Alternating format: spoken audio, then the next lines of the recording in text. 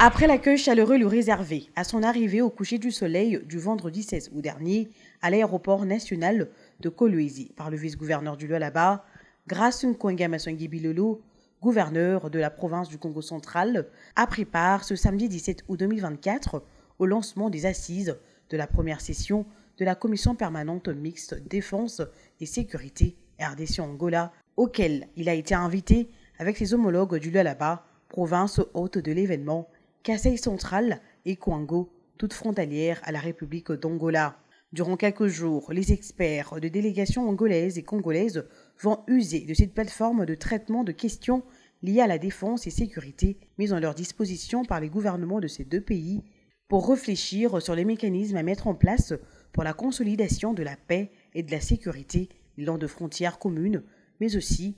la préservation d'une relation amicale entre les deux nations. Initiative épousée par l'Angola, représentée à ces travaux par une délégation avec à sa tête José Maria de Lima, secrétaire d'État à la Défense et chef de la partie angolaise. Du côté congolais, avant de procéder au lancement officiel de travaux de la première session de la commission permanente mixte défense et sécurité RDC-Angola, Jean Baelongandi, directeur de cabinet du vice-premier ministre en charge de l'intérieur, sécurité, décentralisation affaires coutumières, a émis le vœu de voir ces assises accoucher des recommandations à même de satisfaire le chef d'État de ces deux nations, instigateurs de ces assises.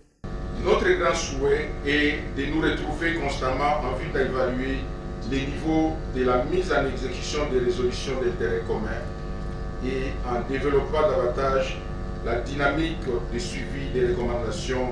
et les sessions futures. Je demeure donc convaincu, pour ma part, que considérant l'essence élevée du patriotisme et du nationalisme qui anime chacun de nous ici, les présentes assises déboucheront certes sur certaines recommandations qui, à coup sûr, rencontreront les attentes et les aspirations de nos chefs d'État. La province du Congo central, fortement représentée à ces travaux qui ont consacré cette première journée à l'élaboration de l'ordre du jour de la dite session et au vu de la frontière qu'elle partage dans sa partie occidentale avec l'Angola, avait elle aussi, suite à l'arrestation de ces 129 pêcheurs en juillet dernier à Moanda par la marine angolaise, entamé sous l'impulsion de l'autorité de province, Grace Nkwanga Maswangi Bilolo, des pourparlers avec ce voisin par le biais de son consul, afin de travailler étroitement pour une cohabitation saine, gage de paix et de sécurité.